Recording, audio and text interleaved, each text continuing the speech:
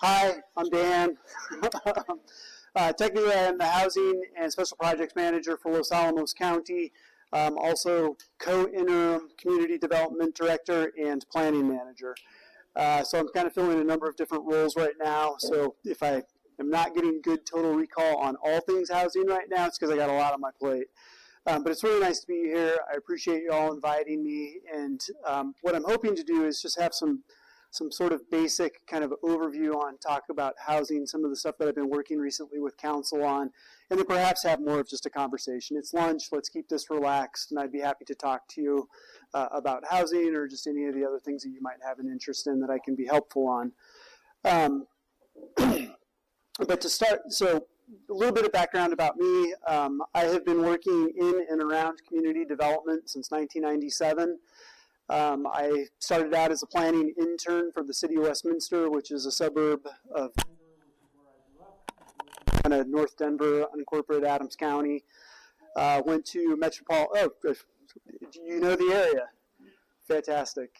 I went to Westminster High School. I actually graduated 30 years to the day after my mom and dad, who went to the same high school. So I get community. I know what it's about.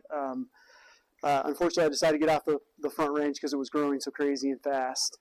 Anyway, I've got a degree in land use and resource management, and I have a master's degree in applied science from University of Denver. And my education is nothing to do with planning. I have always found sort of followed my folly as far as education goes, but my entire career has been in planning and community development, and that's a little bit different. I'm not AICP, I'm none of those things. I just have a lot of experience and have been doing this work for a long time. Some of you might remember me from about 10, 12, 14 years ago when I moved off of the Front Range. I actually came to Los Alamos because I was wanting to work in a small local community mountain town. And I was a senior planner and was here for about 18 months. And I was actually the review planner for the Smith's development. So if you have any issues with that, I'm your guy. But went through the review and entitlements process with that, and as many of you know, that's a ground lease to the school district with reoccurring revenue going back to the school district, but we get the community benefit of a new grocery store, and it seems like it's been pretty successful, although somewhat controversial at the time, as I recall. After that, I got an opportunity to go back to Colorado, and I was the community development director for the city of Salida, where we did a lot of really cool things, including big sections of the Arkansas River Trail that go through town, extend a little bit north. We've got ADA access. You can roll up in your mobility device and fish right in the river, and it's really pretty amazing. We also built out an extensive, worked with different community partners to build out an extensive trail system that is multimodal and access, so you can run, hike, bike, mountain bike, walk, all of that stuff on some of those areas. Did that for a few years, and then some of my family actually was in Leadville, Colorado, and I have a deep appreciation of that area and had an opportunity to go work for Summit County government and live in Leadville where my grandparents lived when I was a little kid. So I moved up there and spent a decade in the upper Arkansas Valley working for Summit County, Colorado, where I worked specifically on some big affordable housing projects. Some of those were low-income tax credit, but really getting down to some of those neediest folks. And it was really a cool experience. We brought on, 400 or so units of new affordable housing during my time there. And we actually created our own housing department. We didn't have one at the county level, and it was me and 3 other folks. And I think that's now grown to about 6 people in that department. Sure. I can certainly try. I'm a little tapped out, but I will try. Anyway, all that is to say, I love the area. I've been in and around the Mountain West for a long time, and I've been working in doing the things that I do for a while now, and really enjoy it, and hope to continue to do that in this community for a long time to come. When I arrived, we had the last time the affordable housing plan had been updated was in 2010. So it was quite old, and I felt that it was very prescriptive. It had 2 programs that it really supported, and it didn't do a lot outside of a home buyer loan program and a home rehabilitation loan program. Those programs had been administered by the Los Alamos Housing Partnership. Steve Bruger, I think many of us know Steve. I know Steve very well. I knew him when I was here before and continued that relationship when we got here. And it was pretty apparent to me that we needed to do two things pretty immediately. We needed to update that affordable housing plan, and we needed to continue to work with the housing partnership and grow sort of the different programs that we might have in the community. One very good thing happened, and then an unexpected thing happened. And the good thing is, council let me go work on a new affordable housing plan. We went out and we did a solicitation, an RFP, a request for proposals, and brought on Site Southwest to help us update that plan. That plan, we did it in a little less than a year. We went from a 10-year-old document to a newer document, and we just got that approved a few months ago. And I'll talk a little bit more about the specifics, and we can talk about some questions around that. And then with the affordable housing, and this will all kind of tie together, with the work that the Housing Partnership was doing, Steve had been doing that in different capacity for the county for almost 30 years. The most recent agreement was from 2015, and it was just coming to the end of its contract, and they decided not to renew that contract with the county. And they're sort of in the process of dissolving the housing partnership, and Steve's retiring and going on to do some other things. We're very appreciative of the work that he did for the community, and I still am able to pick him up and give him a call. But all of the programs that were under the loan program and the rehab program, we've wrapped those all up. We've closed out those contracts, and we have moved on from Steve. And that'll come back around to where we're going to go next, and it's really based on the affordable housing plan. So ultimately, what do we know? Housing prices are going up. There's not a lot of them on the market, and it's getting really expensive. We are very special in Los Alamos, and we like to think of ourselves in that way. I can tell you, we're not special in this way. It's happening across the country in the communities, across the West. Some folks, all the East Coast folks have moved out to the West, and here we are. We've got a lot of folks moving in because we have a really great lifestyle, and it's created this real problem for us. It's been about a generation in the making, and with these housing, the pressures on the housing market and the increased rates, the increased costs, and the low availability of housing, we're sort of at the logical conclusion that it's expensive and there's not much of it there. So what are we going to do about it? My feeling is that we need to provide housing for all income levels of folks in all stages of life, regardless of who their employer, where their paycheck comes from. And that's a tall order, especially in a small community like ours where there's a perception that there's not a lot of land. We are, in fact, hemmed in, but there are pieces here and there that we have a lot of opportunity to affect change on and to hopefully bring in some additional housing across all of those incomes. And what we did with the housing plan is we looked at where have we been, where do we need to go. We've got pressure from LANL. We also have pressure from other economic development. I believe housing is economic development. If you want to have a thriving downtown, you got to have houses for the folks that are going to live and work in the businesses that are there and adjacent to the businesses that are there. And so we looked at all of that, and we looked at the data from all the folks coming into LANL, and we know that there are a lot of folks coming up the hill. We'd like to get them off the road. There's many benefits to getting them off the road. Safety, climate change, you name it, lowering our carbon footprint, those kinds of things. It's a little outside of what the intent of the affordable housing plan, but it is a benefit of things that we can support sort of through the affordable housing plan with some of the things that I might recommend. Ultimately, what we'd like to do is a production goal. So we've got a short, let me back up one step. If we were to address every person that drove up the hill and every person that might like to retire here or every person that might like to move here, we could probably use 8,000 or 10,000 new houses. That's sort of, just the need, right? That's the level of need. I'm not suggesting that is the goal. We're not going to capture all of those folks for a variety of reasons. There's a fair number of people that are coming up the hill that don't want to live here, either for lifestyle or housing choice or, proximity to family, and we recognize that. So we set our target actually quite a bit lower than that, and our target is about 2,500.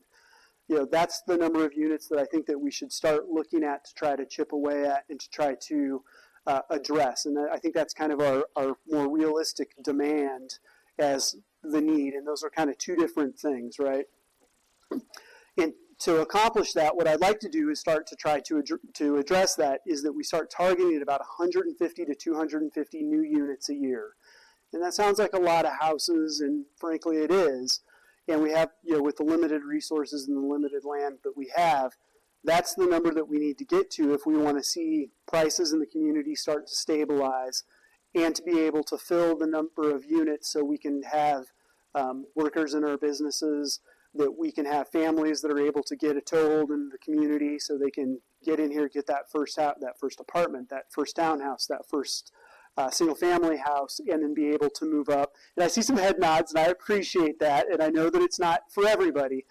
But as far as a healthy housing ecosystem goes, you've got to have all of those things for a functioning economy. So anyway, what we're trying to do is start to target, that 150 to 250 units per year. Of those, I want to see at least 15 to 20 of those be an affordable unit that is locked up in permanent affordability, so somebody who is moving into that will always have that available to them.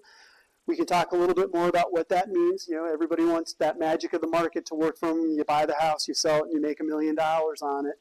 With the affordable housing, the expectation needs to be a little bit different, and we can talk about sort of the mechanisms of that if you want to. I'm also hoping that we can get, with the home buyer loans and the home renewal loans that we had under the housing partnership, to start issuing 15 to 20 of those a year. So if somebody who's looking to buy a home, we can help them with the down payment assistance, get their toehold into that house, buy that first house, because that's usually, for most people, that's the biggest, or one of the biggest factors of not being able to get into a home, is they can't get that down payment. And we can help assist them with that with a variety of different programs. And then it's also the rehab. Often those homes are then not in very good shape, and they need upgrades to heating systems, water, heating, plumbing, electric. In addition to, sometimes you just want your kitchen to be a little bit nicer, and that's okay too in affordable housing. So we're going to be rolling out some programs along those lines. And then all of that is to say, we have sort of this state level, the New Mexico Finance Authority that is just rebranded to Housing New Mexico, so they now have a new name. We have state level legislation that we have to comply with. So as we developed our plan, we were working hand in hand with Housing New Mexico to make sure that our plan met state law and state requirements. We got that. They signed off on it. They like our plan. They're actually pretty excited because we went from a top end of only being able to support people up to about 80% AMI. Now we can support people up to about 120% AMI, which gives us a little bit more wiggle room to help that missing middle, which I think is something that's important to this community. And we had full support of NMFA, or Housing New Mexico, to do that, so it's pretty exciting to me. But council largely supported the plan. We went through a public process. We had some neighborhood meetings. We got comments, and we got the plan approved and adopted, and I'm really excited about that. And what I'm hoping then is that will give me an opportunity to come back to council and to talk to the planning commission and the community about ways that we can start implementing some of this affordability, which is what's really exciting to me, and we can talk about what some of those tools might be as well. So that's the affordable housing plan. We got that updated. It's a really big deal, and it's going to help us lead to getting some other stuff done, which is exciting. And some of that other stuff, I want to kind of talk about that just a little bit. So we alluded to the housing partnership. They have sort of gone off into the sunset, and now we don't have a provider. So we've had a little gap in services for the last couple of months. But to rectify that, we, as soon as they let us know in July, we got into the procurement process to bring on a new affordable housing service provider. I'm going to be bringing that service agreement to council on December 3rd. So I can't tell you who it is yet. But what I can tell you is we went through a solicitation process. We reviewed a number of different solicitations. We already have money budgeted in the program to pay for the services this company will provide us. And they're largely around that home buyer assistance. And typically the way that works is we'll give you a percentage of what you need for the down payment, up to a certain amount. I think it's $25,000. to be able to help purchase that. It's a non-amortizing loan, so it's a loan. We give it to you. You don't have to make any payments on it during the time that you own the house. And if you own the house a really long time, you don't have to pay it back. If you sell the house before that loan comes due, or the what we call the affordability period, we claw back 1.5% just for us to have administered and provided that money, and then the homeowner is able to sell the house. Hopefully there's still some profit. Almost always there's still some profit that they can then take with them to roll into the next home purchase. Our home renewal program also works similar to that. It's a non-amortizing loan up to $45,000. Council has made some additional funds if it's an emergency that we can help provide. If your furnace goes out, we can help you then pay for those. But it comes along as a non-amortizing loan. And so that was sort of the way that our old code had been set up, and it was very prescriptive. When we adopted the affordable housing plan, we cleaned up our code to take that very prescriptive sort of management of these programs out. And the new provider, it's not only going to be county money, we're going to be looking at grant money, we're going to be looking at federal funds, and this provider will be the conduit that we can then get that money to flow through and back out to the community. So we had been doing, last year, we actually did 0 home buyer loans. Because the program had just been sort of slowly, winding down, and there wasn't as much interest, and we really felt like we needed to just bring some more vibrancy to the program in general. And this new provider, I think, is going to be able to do that. And if it's approved by council, we'll be coming out immediately with a marketing plan, with an education plan, and then going out and finding not only money that the county provides to support these loans, but additional sources of revenue to get grants and other funding that we can then put into these, so we can get back up to that target of the 15 to 20 loans that I'm hoping that we can get out every year in support of these projects. Outside of the affordable housing plan, some of the other things that I'm working on is the county owns different parcels of land. Many of them are transfer parcels that we've gotten over the years, or have worked with different entities to get access or control of. One of those is, so actually let me backtrack. So two of the recent successes we've had on county-owned lands would be the Canyon Walk Apartments. That's the low-income housing tax credit apartments that were approved a couple of years ago. It was built and developed by Bethel Development. They do LIHTC. And for those who, just as by a little bit of background, the LIHTC is the Low-Income Housing Tax Credit Program. It is a Reagan-era program that got private dollars into the public market to build housing. So this came out of the Reagan administration back in the 80s as a way for the government to not directly fund the development of affordable housing, but to tap into equity markets that are provided. It's basically rich people who have dollars that they need to shelter. They make those dollars available to the program. They get a tax credit for doing that. That generates funds that then allow us to go and build affordable housing. It's been very effective, and it's been the single largest way that we've been able to build affordable housing over the last few decades. Where's Canyon Walk? I'm sorry. Canyon Walk is on DP Road. So as you're coming into town, got the roundabout, you hang the hard left, you kind of go back over. Canyon Walk is on that side. So it's in between that and the Canyon Rim Trail. And I think it looks great. It fits in there very nicely. It's got a nice scale and feel to it. It is full and has a waiting list. I mean, we've got a waiting list. They've got a waiting list probably 100 people deep. So that's just kind of to give you the scale of the problem. Across the street from Canyon Walk, we have the Bluffs Senior Apartments. It is also a LIHTC supported project. County donated the land. That brings the cost of the development down.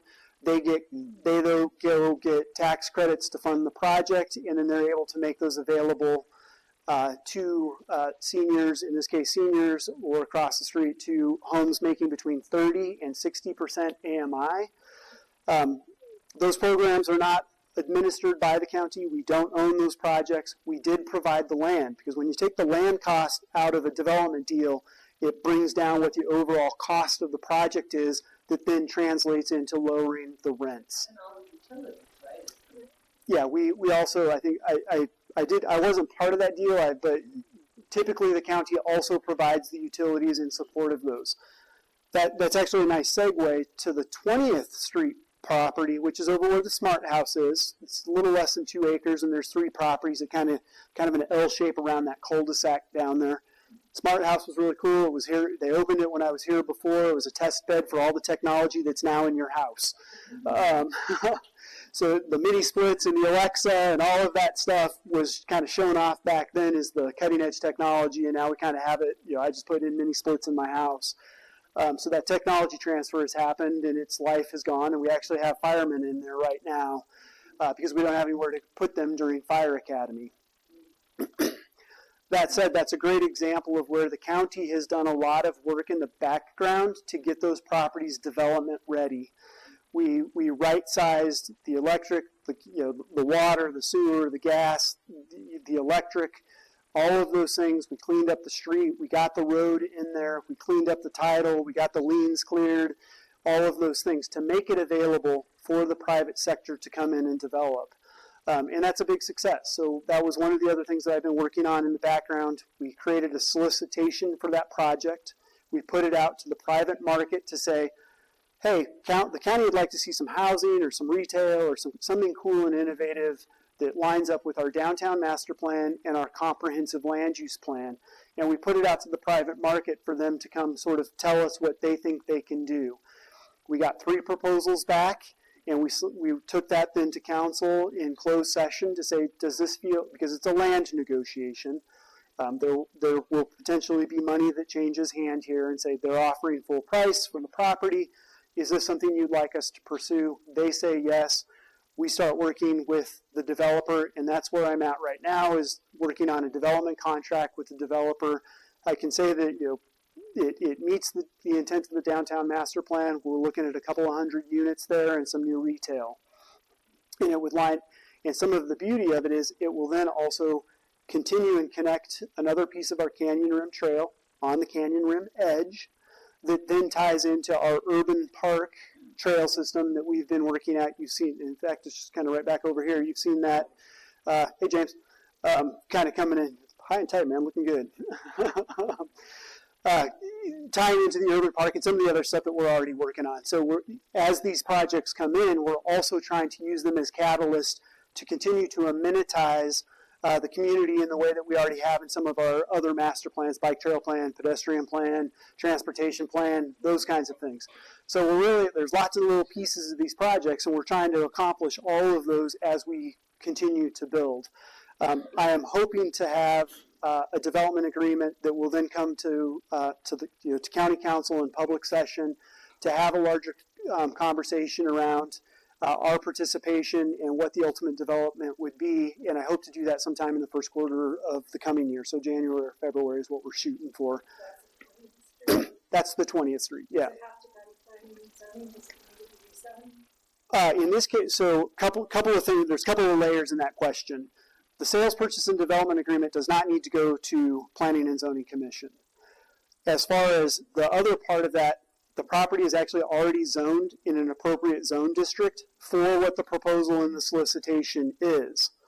So there's kind of the sale, there's sort of the zoning, it's already in place, and then there's the site plan, which yes, then needs to go to Planning and Zoning Commission in a public process that will be noted, all of the sort of duly noticed public hearing.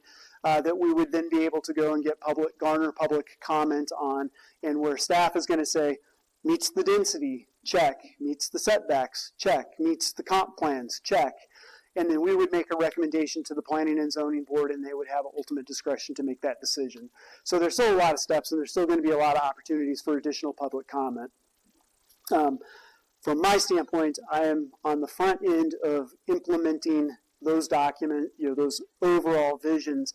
And I'm really excited. I mean, bringing in, a couple 100 new units in the downtown district is going to be huge for the vibrancy. It's going to tie into Ashley Pond and into some of our other amenities downtown in a way that really hopefully brings some vibrancy into our downtown that has been lacking for a number of years. The second big one that I've got that I'm really excited about is the A8A parcel. It's kind of a mouthful. I hate saying it. We got to come up with a new name. It is also over on DP Road. It is also a transfer property, and it is kind of tucked in there south and then east of the Bluffs Senior Apartments. This is another one that we put out for solicitation to bid. We had 3 qualified solicitations. We went through a whole process to review and pick one of those. We have a preferred respondent that we are now also in conversations with to hammer out a development agreement to get that project going. It is also a couple of hundred units. It would comprise, what we put what we put into the solicitation that we were asking for would be a higher density component right up next to the Bluffs Apartments, because that's kind of closer into the downtown core, and would be scaled similarly to what's already there with Canyon Walk and the new Bluffs Senior Apartments. And then to have a mix of other uses that kind of go down that finger out on the mesa. All 3 respondents came back with some sort of mix of that. Some we thought were a little more viable than others, and we made the selection based on that. But the selected response had both multifamily, small sort of apartments, what would look like a quad, sort of the 4-unit duplex walk-up kind of thing. The layout's a little bit different, that there's units and walk-ups and studios in there, that then included some townhouses that would go down. So we're really feeling like we're hitting multiple different unit types, and so even within this one development, I could start out as an apartment, I meet the love of my life and start a family, and I move into the next unit up, and then we have a couple of kids, and now there's a townhome. That's how a functioning market is supposed to work, and we're trying to get some of that around in that development. The exciting thing that I can say is all 3 respondents also came in with an affordability component, which is what the Affordable Housing Plan was asking them to do. So what's really cool about that is we're hoping to hit between 80 and 120% AMI on whatever project is developed out there, and perhaps even get down as low as that 60% AMI. So if we remember Canyon Walk and the Bluffs, 30 to 60% AMI, then we got to kind of get into that missing middle. So pick up at that 60% AMI, go up to about 120% AMI. Bam, that's missing middle. That's really where we're struggling right now. So hopefully if we can get a development agreement on that, same process, we'll get it back out to council, we'll have a community conversation, we'll go through a site plan process. It's already zoned appropriately for what they're asking to do there, so there won't be a zoning change on that property. But between those 2 projects, I'm hoping to bring 500 to 600 new units, with at least half of those with a permanent affordability component. They will be affordable forever. Please. Would any of these be 2-story, multiple story? Yes, all of them will have some component of multi-story. It's the only way that we can get the densities high enough to make the pro formas work and get the number of units that we need in the community. We're not going to solve any housing anywhere, not just in Los Alamos, anywhere, building single-family homes, unless you're Phoenix or Denver and you just keep going east or out, and then that comes with all of its other downsides. In the back. I know these numbers change, but can you just give us actual dollar numbers at the moment of what the 30 to 60% AMI is, and what just so I can get an idea of what we're talking about, and I know that these change. I can, and I probably should have led with that. So thank you for helping me kind of backtrack on that. As I wave it in front of you, and I can barely read it. On our Los Alamos County housing webpage, we have published the area median income limits. Yeah, those limits change every year. HUD, Housing and Urban Development Corporation, whatever it is at the federal level, they publish those. We then update our numbers based on those. We also have a correction factor because ours are typically higher than the rest of New Mexico because of our incomes are so much higher. But what I can tell you is, so for a one-person household in 2023, it was a little north of $106,000 is the area median. It's a bit higher now. I think it's like more like 115, 118, something like that. State of New Mexico's down in the 40s. To just give you an idea of what a difference that is and how much it skews the market in many ways.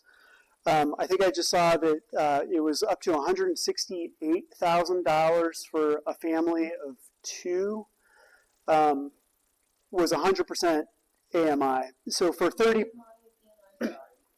so,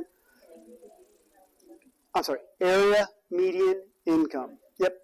So a one-person household, the limits would be about $30,000. For a family of 4, it would be about $45,000. So consider what the market's doing now, and then what we would have to do to drive that pro forma down enough. So when I say drive it down, add money to the system to offset how expensive things are, to get down to be able to provide a house to somebody who's a family of 4 who's making $45,000. That's who cuts my hair. That's who cleans my teeth. That 30 to 60%. Those are often our service workers. There are technicians. Often they are our teachers. There are jobs at the lab that are not many, but are on that lower end of the spectrum. And so that's where I don't want to digress into my own personal feelings, but I do think that housing is a human right. It is a basic dignity that everybody should be given. And I think that our current system doesn't do that well, and we don't need to debate why, but I think that we have lots of solutions to help, and that's what we're hoping to do with some of these programs. So, in light of the current proposal on the table for purchase of land, which is clearly very controversial, you mentioned that the Bluffs was donated from the county, and that this other parcel is a transfer from the county? Can you explain that a little more, and also how they were able to get around the anti-donation? So I'm going to take your last question first. Okay. So if you remember when we first started this talk, I said, hey, we got this new affordable housing plan. It's really awesome, and good job us for getting it done. And that the state had to endorse that plan. The state has to endorse the plan specifically to get around the issues with anti-donation. And essentially the anti-donation is, I can't give anybody a special benefit, and it's really going back to corruption back in like the late 1800s and early 1900s, where those laws came from. They haven't really been updated since those times. But it's essentially for me to not give you some special preferential treatment is like, hey, I'm just going to give you my land and let you build it. We're not going to go through a competitive process. There are special carve-outs for anti-donation around affordable housing. And that was why it was so important for us to be able to get the plan in place, because it is the only way that the county can directly subsidize a project that then benefits somebody living in that. Because somebody living in affordable housing, we have to subsidize affordable housing to drive the cost down enough to make it affordable to the person living there. That amount of money that we're giving to them to drive that cost down is a donation. I, the county, am giving you, the person, a benefit by living there. That was never what the law was intended to keep us from doing, right? We wanted to be able to, so we had to have that carve out under anti-donation. As long as the project is the affordable housing project has a direct benefit to somebody making 120% AMI or lower, we can that cost to support the project to provide it at a lower cost to them, either through rent or purchase. And they have relaxed the law a little bit over the years to the point that we can directly, any part of a project that's coming out of the ground, we can support them with infrastructure, we can support them with the cost of putting in the lights in the building. Any real cost that goes back that they can show of that part of the project goes to the benefit of somebody living in that unit that is being made available at an affordable rate, we can help fund from the county standpoint. And that can be general fund obligations, that can be through floating bonds, that can be me going out and getting grants from the federal government, and then being the conduit to get it to the developer to help lower those costs. And those are all things that I'm going to be doing to try to find and get that money into these projects. I couldn't do it before I had the affordable housing plan, and I can't get the grant money until I have a project, right? Everybody's like, why haven't you gone out and got money and built affordable housing with a grant? Because there's a ton of money out there for grants. And it's because you have to have the partner in place who's going to build the project first. Then you get the grant money and pass it along to the developer. So it's a process, right? And so once we get a developer, these two properties that we've talked about with either the A8A parcel some of these other pieces, we get a developer on board, we like them, we sign a contract. I'm going to sit down, and the developer and I are going to go get that grant money, and we're going to blow over the cost even more of either the project, or we're going to use that money to subsidize and lower the rents. But we can't get the money until we have a project. And so that's why, there's a little bit of a disconnect. Everybody just thinks the money's there, do it. And it's you got to get somebody who can do it, and then you get the money. Gene. There's a parcel to the west of the CD Bluffs on the south side of the road. Is that That is, in fact, part of the A8 parcel. So, yeah, just immediately west, it's about a 5.5 or 6 acre parcel, and that's the big flat parcel, right? That's the one the developers all want because they like building square boxes on square properties with straight lines. But if we so the A8 parcel also has 17 additional acres that kind of go down, kind of down that. We could have just said, let's only develop that parcel. And it would have been my fear that we would have never gotten the rest of that land in play. So we very specifically made the entire piece part of it. And that way, the higher density portion of that property can help offset some of the costs of the development of the lower density part down the finger. So we sort of did that intentionally, although we were open to different models if there were a different way to do it. And we allowed the solicitations we didn't dictate to the solicitors. We sort of said, if you can show us how this can work, we're open to that. And the one that we chose is doing both pieces, or the entire property.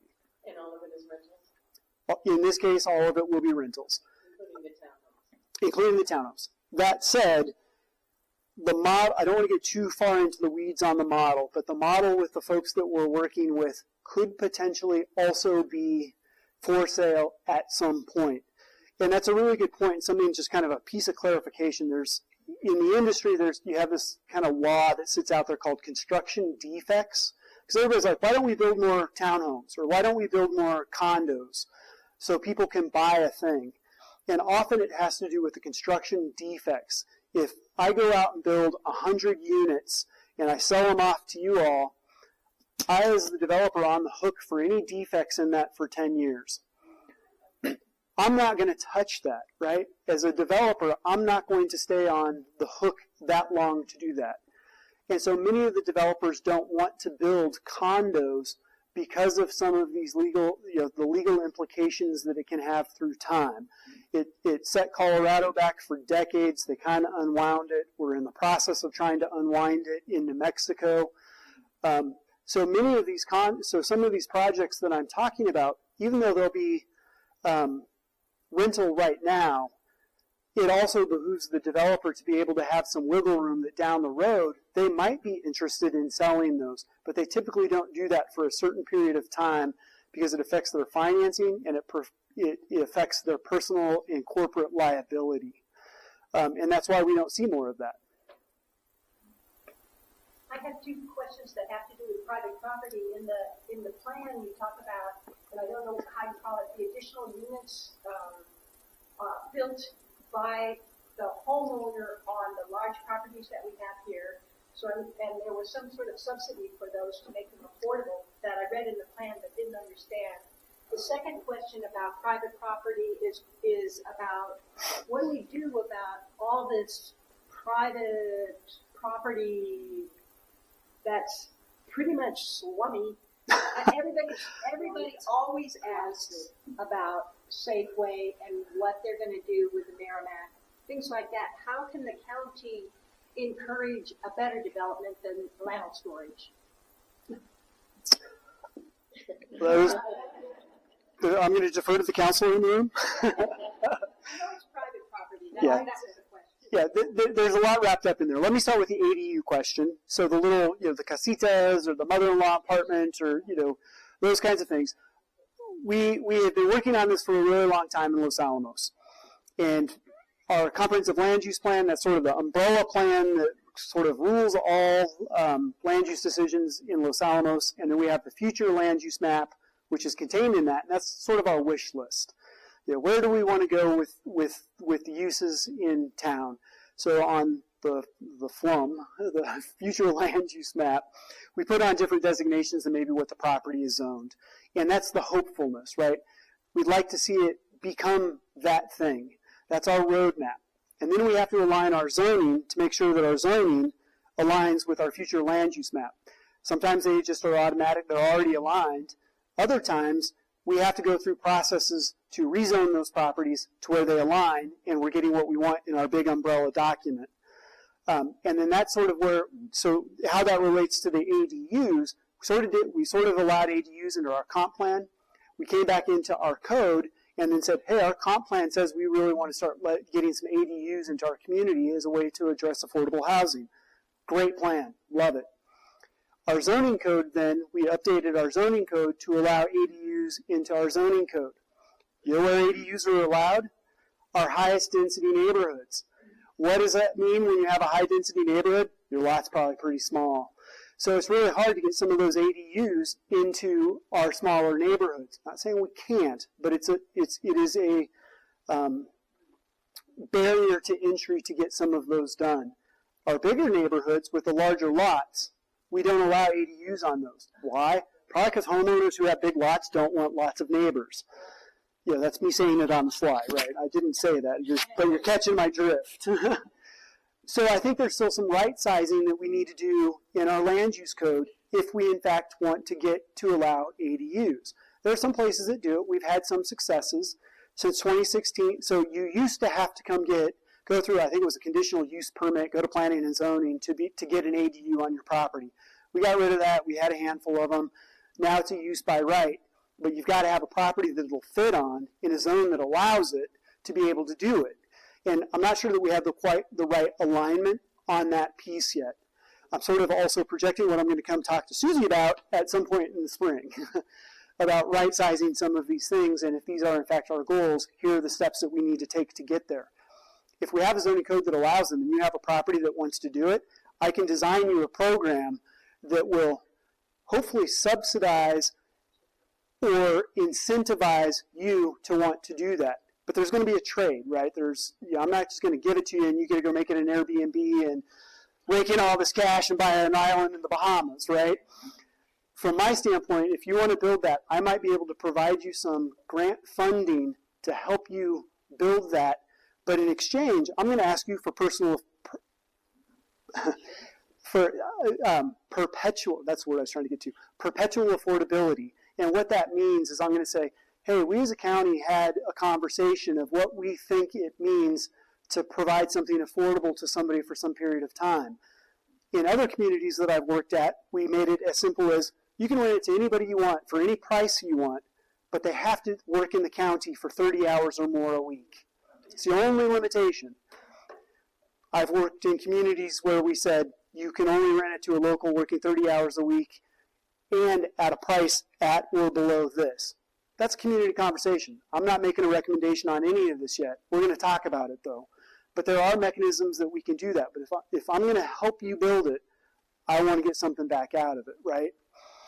And I've seen communities that also only allow ADUs for use of affordable housing. So you can run the program a couple of different ways. And that's a community conversation that we'll have if, in fact, we want to help get some of these ADUs going. I was just going to comment on that. The Salvation Army is helping veterans in Santa Fe with affordable housing that the owners are willing to put up for an affordable price. Mm-hmm. Yeah, it's a great model. I love it. I mean, I really think it's beneficial, to the community. And I should caveat that, like, the permanent affordability thing, if it is a family member living there, then they don't have to work 30 hours a week. If it's your mom, because, my mom's 83, she wants to come live with me for a while, we can carve out things for those, right? Or I might go live at my mom's house. I don't know. We'll see how this all works out.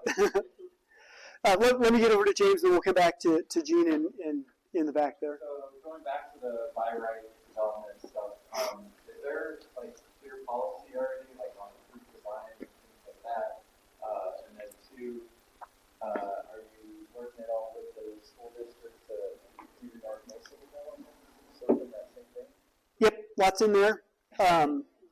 So as far as it goes to the ADUs, we don't have stock plan. I think what James is referring to is some communities have taken it upon themselves to say, we engaged the design professional to design the ADU that is easy to permit. It's basically pre-permitted. If you build this on your property just as it is, it will cost you nothing to get a design professional. It will cost you nothing to do that work. We did that in Summit County. We have a series of pre-approved stock ADU plans, and we just provide them to the community. If you agree to build that, you can have it. And then there's always devil in the details, but effectively that's how the program works. I think we could get a program like that up and running very shortly. I'm going to go talk to council before we do that. And I'm going to talk to the community, right? When I say talk to council, that means talk to y'all. And we're going to have a conversation around that. But there are ways to effectuate that and get to those ends, and I think they're important. And there have been a lot of successes across the country to do that. I can tell you there's also a lot of pitfalls, and that's what we really need to talk with the ADUs. If I give you $50,000 to build an ADU and you don't build it, man, we got a problem, right? And that's where most of these programs have fallen down across the country, is because people can't deliver on the ADU, or the contractor didn't show up and only built half of it. Or they just decided it's more fun to have an Airbnb and make, $3,000 a month in passive income, and they didn't comply with the restrictions of the ADU that was originally intended. And then everybody gets sideways. But it happens. So we need to be very thoughtful as we think about how to unroll these programs and who it is, in fact, we're trying to benefit. Are we trying to benefit the community and the worker who can't afford a house, or are we trying to benefit the homeowner who wants a Sprinter van? And those are two very different questions. And then he asked about the school. And in North Mesa. So North Mesa is another one of those programs that projects that I kind of inherited when I took this job. And there's been a lot of really great community conversation about what North Mesa is, what North Mesa could be. And North Mesa is the 30 acres that's currently owned by the school district, sort of up on San Ildefonso, up by the school up there. And what I can tell you is the public process was great, and we did determine that we could probably get some additional housing up there. And it might look a lot of different ways. It could be single family, could be townhomes, could be apartments, could be a mix of all three of those things. Could happen all at once, could happen in phases. All good conversations that we should be having. What we hadn't done is made sure that we had done the background work to ensure that we could serve those new homes with infrastructure, water, sewer, gas, electricity, roadway capacity. So we continue to be in conversations with the school district. We have an MOA with the school district that has allowed me to do this work on their behalf. County's paying for it. We're doing it on behalf of the school district. And we currently are in the process of collecting data around water, sewer, transportation. And what I can tell you initially is, yeah, we've got enough of all of those things to do it, but it's going to require improvements to the systems. We're going to have to do improvements to our sewer system. We're going to have to do improvements to our water. We have plenty of water. That's not the problem. The pipes are old. They've been there a long time. The system's not looped. It's not modern in any way. So if we want to see housing on North Mesa, I've got to figure out what do we need to do to be able to provide it. How much is it going to cost? Where are we going to get the money? And then we're going to come talk to council and say, what do y'all want to do? And then we're going to have another community conversation about what that looks like. And what I can tell you is, I'm actually very hopeful. Like I said, we've got water, we've got sewer, we've got all of the things. There's a ton of, at least right now, I don't know what's going to happen in a couple more months, but right now there is money that is out there and available to do improvements to our systems to get these right size. We have been underinvesting as a country for decades. And I blame my mom. I tell her every day, Mom, you've got all kinds of great things that my generation and those below me are never going to get. But we got to start spending money on that stuff. And so there's a lot of money that's available, and we appreciate that the federal government recognizes that the local governments are going to need some support and help to be able to do those upgrades. And so that's where we're at with North Mesa. And that's another one that I hope to have that study wrapped up in May-ish. And then we'll be coming back to council in the school district, and I will go and talk to them about what the implications are. And what it may mean is maybe we just do something a little smaller on North Mesa. Maybe we just do a teacherage up there, or one little apartment complex for teachers and whoever, and we work that out. So the long is, I don't know, nothing's happening tomorrow. We got to do our background to figure out what we can do, and that's what we're doing now.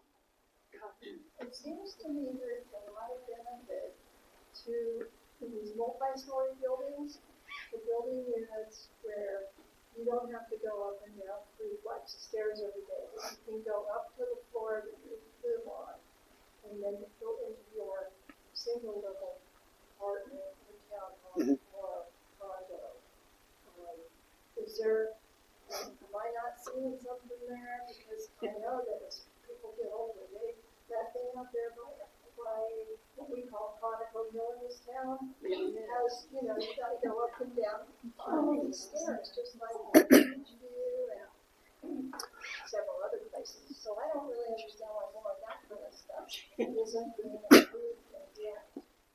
So again, it's another one of those ones. There's a lot wrapped up in that, right? So, Conoco Hill, they built what they thought the market wanted. I can tell you, I personally love it. I like the density. I like the scale. I can be over in town, and you look across town towards the water tank, you barely see them. It's this little thing over there just above the trees.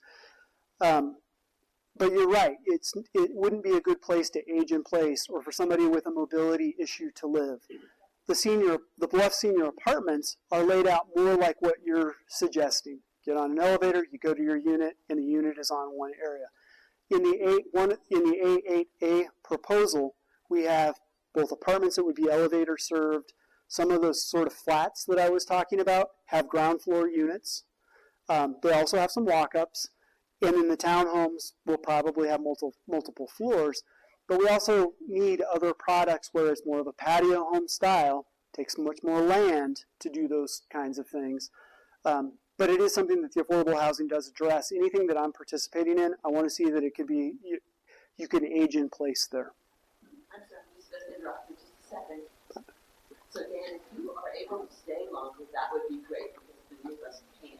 But I wanted to say that if you to leave at 1 o'clock, you should feel free to do that. Yeah, I can give you a few. I can give you a few more minutes. These are great questions, and I really appreciate your time. Gene. It looks like the county has been much more successful than private business in our community in bringing housing.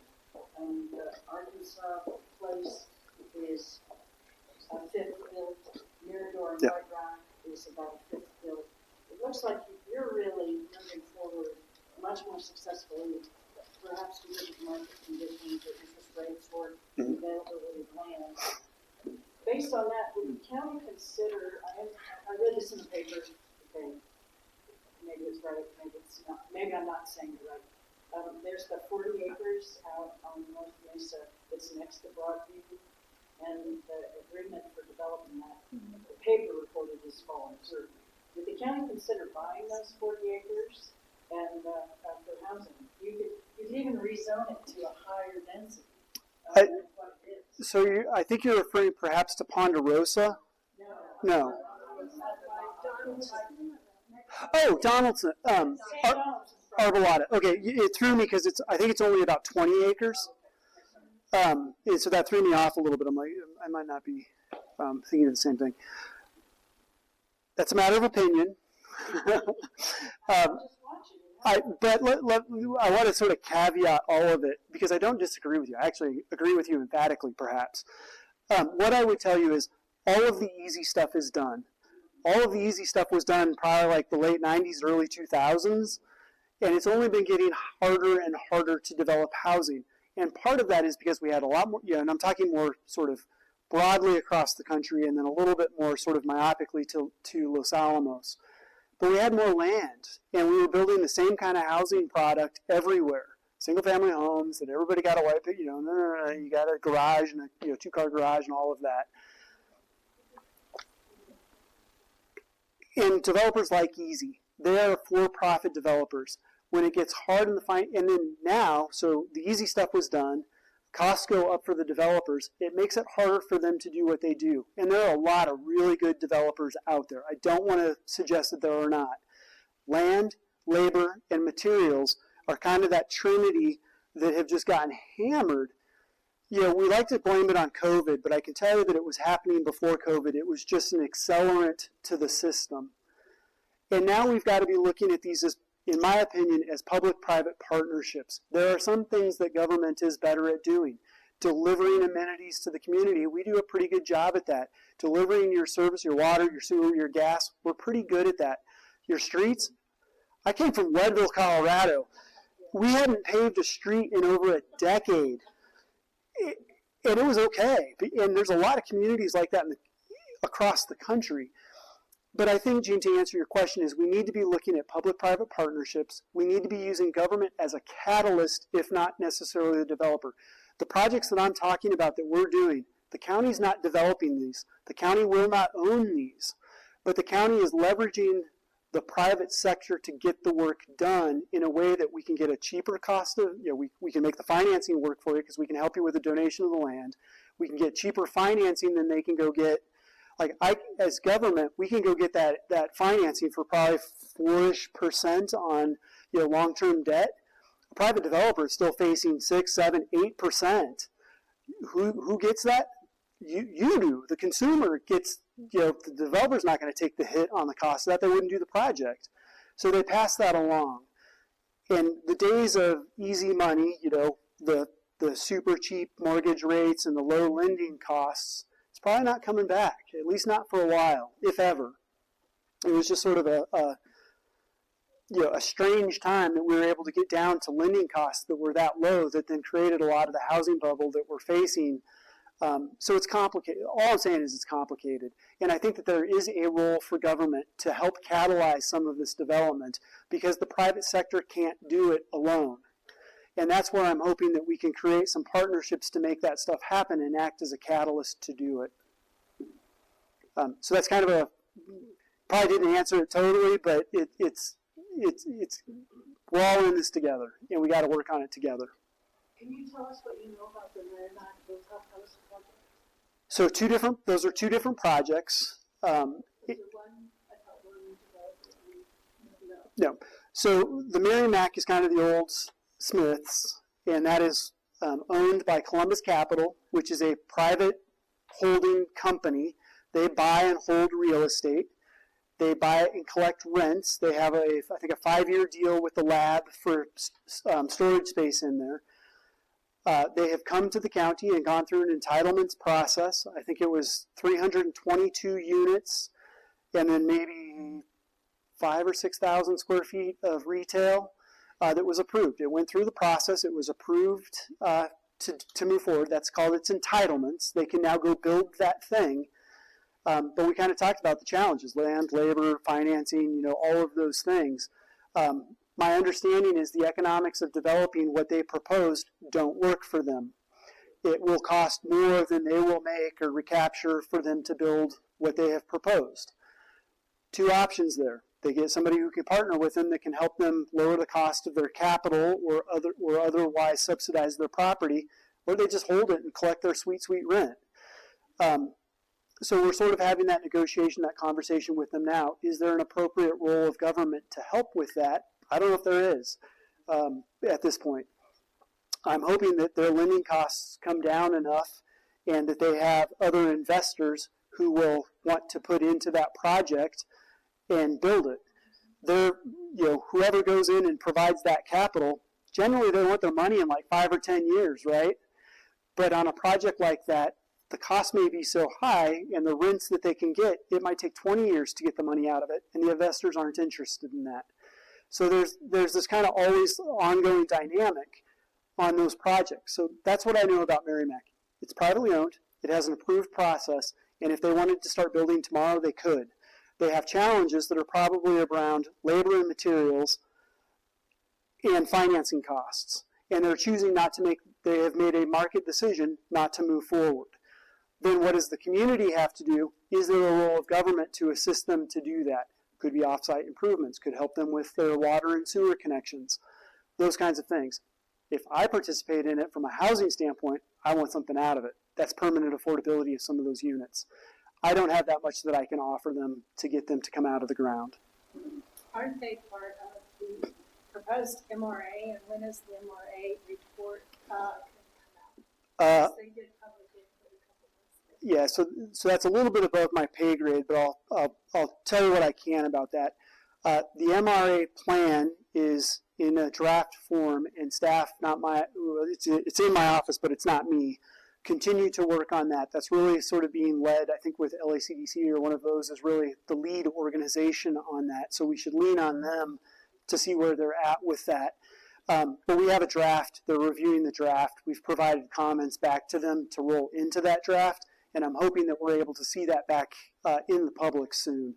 But I really don't know a lot of details around it. And a lot of this stuff can be accomplished with or without an MRA. There are lots of different tools. Oh, I'm sorry. Let me finish. Yeah, the second part of that. Hilltop House is owned by a separate group of folks. I want to say it's Ocean something Capital. They're affiliated with University of California.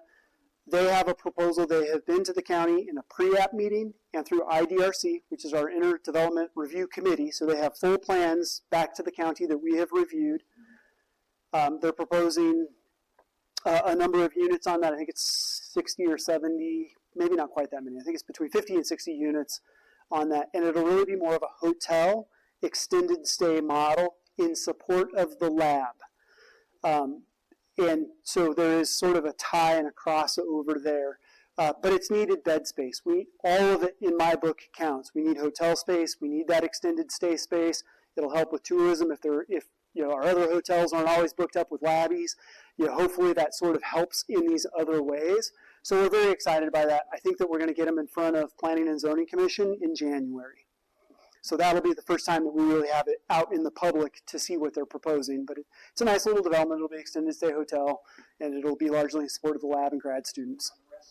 Is there anything in White Rock, any plans or any projects? So we do have the Longview project in White Rock that recently also went through an entitlement process. There were a number of units that were approved back on Longview, and this is another opportunity where the county, Longview's got kind of that weird little jog down there. We're working with the property owner and owners down there to see if we can't make that alignment make more sense. And then what that would do is allow more the property to make more sense to develop, and could lead to a phase 2. So they have also been through an entitlements process, and we're hoping that they start coming out of the ground soon. Mirador has the commercial corner. There's it's a mixed-use corner that will have like a coffee shop and some potential restaurant space, in addition to some apartments above that, also already entitled. We're just waiting for them to come out of the ground. So is that on the Mirador, is that on the east end of it or towards the visitor center? Yeah, so it would be using the visitor center as a reference point, it would be west of the visitor center. You've got the Mirador development that's sort of out of the ground, and then between that and the visitor center, there's that little sort of triangle piece. Yep, it would be that and kind of proximate to the visitor center, so you might be able to be back and forth between the two of those. And there's a proposed MRA down there as well. I think the MRA down there is already in place. The plan is in place, the boundary's in place. Mm-hmm. Let me get to James and I'll come back. All right, this might be a long question, but so to address the whole hold the land and collect the sweet rent problem, Yeah. land value tax has been proposed as an idea to help incentivize landholders to do something with the property. What would it take for Los Alamos to do a land value tax? That's definitely above my pay grade. I am familiar. Yeah, James, I'm familiar with that concept, and it is a very, very effective tool to get underutilized properties back into the market, public or private, to get development to happen. And it basically, what it does is it adds additional fees, it's a tax, like if I sit on it, I have to, you're going to charge me another $100 a month or whatever to just sit on it. because I don't want to have to pay that additional tax. I would rather sell it to somebody who's going to actually develop it and put it to a useful purpose for the community. Lots of cities back in the Rust Belt and in places that have been struggling with blight for decades have effectively used that as a tool to spur development. It also is a way to fund redevelopment efforts in a community. You don't want to develop it? Okay, I'm going to collect a little tax on that, and then we're going to use that money to either acquire it from you or to do some other initiative in the community to get some of this land back in place. Having land is a great asset. You can depreciate it, you can write it off on your taxes, you can hold on to it for 20 years and sell it for 3 times what you paid. So there's lots of reasons people do that, but it's not necessarily a benefit to the community. And I don't want to say that people shouldn't be able to make profit off of their things and their property. I do believe you should be able to do that. But I think that we need to do it in a way that is actually providing a public benefit, not just a personal benefit for your own finances. We can do both. But it's hard. One last question. Okay, good. I hope this is a good one. But I don't understand what's happening on the corner on the old Metzgers. I don't understand the price of the property, or is this a question for council? And what we're going to, yeah, I don't understand it. Yeah, what I will say is it is an open negotiation between the private property owner and council at this point. And I can give you some very high level, my opinions. Land value and the appraised value and the land value and what it's worth to each party is never the same. In an appraised value, in this case, you then have to look at what kind of appraisal was it. In this case, it was an as-is appraisal. What is the worth of the land right now, today? You can have an appraisal done on what would it cost to rebuild the property if it burned down. That's a different appraisal. That looks at different things. And then you can have what is it worth through time appraisal. And that's where then the numbers start to diverge, right? As a private property owner, if I sat on a piece of land, I might build affordable housing on it. I'm not going to make very much money. I might build market rate housing and I'll make some money in 20 years. Or I might build a car wash and collect money 1 quarter at a time for a decade and do nothing. I don't have to really manage it. I have somebody who kind of just does that on the side and makes me a lot of money. I make $500,000 a year to do that. So each of those people are going to have a little different take on what the appraised value is. The property was appraised at an as-is appraisal. That means there's nothing on it and considers no future revenue on the property.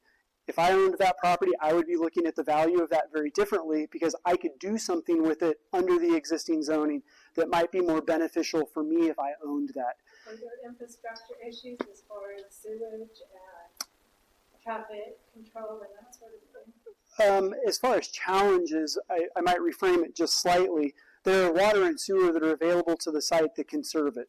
Whether the stuff that's on there right now works, I don't know. Anybody who built anything new is going to pull new pipes on there anyway. And there's capacity adjacent to the sites.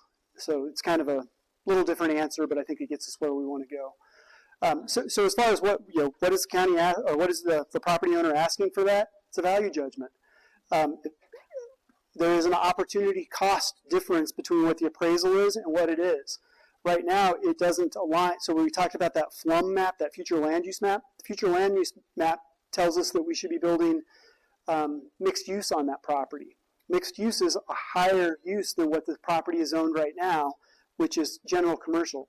General commercial could be lots of different things that are going to be a lower sort of intensity use and perhaps lower benefit to the community than what I would consider a mixed use, which would be more of the things that I value, which are retail, residential, services, those kinds of things.